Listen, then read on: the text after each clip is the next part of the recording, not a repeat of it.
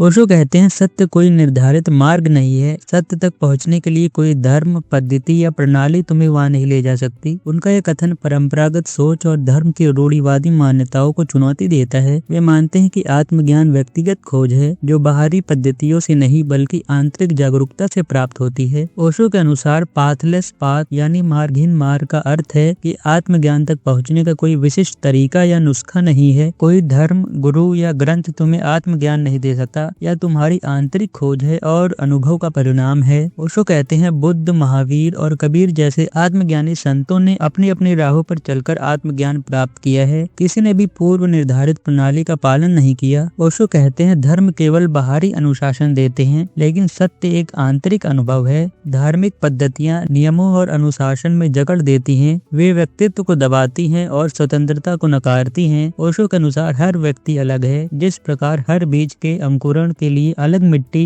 पानी और मौसम की जरूरत होती है, वैसे ही हर व्यक्ति के लिए आत्मिक यात्रा भी अनूठी होती है। ओशो कहते हैं कि सत्य को खोजने के लिए पहले अपनी आंतरिक वास्तविकता को देखो। ध्यान के माध्यम से अपने भीतर झांको, प्रश्न पूछो, मैं कौन हूँ। ओशो मानते हैं कि आत्मज्ञान केवल तभी संभव है जब तुम पूरी तरह से तटस्थ हो और समर्पित हो। सत्य वहाँ नहीं है जहाँ तुम उसे ढूंढ रहे हो, वह वहाँ है जहाँ तुमने कभी नहीं सोचा। ओशो के दृष्टि में आत्मज्ञान एक ऐसा अनुभव है जो व्यक्ति को संपूर्ण स्वतंत्रता देता है। यह तुम्हें किसी नियम, गुरु या धर्म के अधीन नहीं रखता। कबीर जैसे संतों ने किसी विशेष धर्म को नहीं अपनाया बल्कि अपने अनुभव को सत्य का स्रोत बनाया है। ओशो का मानना है कि ध्यान ही एकमात्र साधन है जो मार्गहीन मार्ग पर ले जा सकता है। साक्षी भाव ओशो सिखाते हैं अपने विचारों, भावनाओं और कर्मों को केवल देखो, उन्हें बिना जज किए स्वीकार करो। मौन की शक्ति, मौन में ही सत्य का अनुभव होता है। ओशो के अनुसार जब मन शांत होता है तो सत्य प्रकट होता है। ध्यान का अभ्यास व्यक्ति को वर्तमान में रहने और अपनी आंतरिक चेतना से जुड़ने में मदद करता है। ओशो कहते हैं कि समर्पण ही आत्मज्ञान की पहली सीढ़ी है। जब तुम सब कुछ छोड़ देते हो, अहम, विचार और धारणाएं, तभी सत्य का जन्म होता है। किसी और के अनुभवों को अपनाने की कोशिश मत करो, सत्य को अपने अनुभव के माध्यम से जानो। पाथलेस पाथ में कोई निश्चितता नहीं होती, जीवन एक अनिश्चितता है और आत्मज्ञान भी।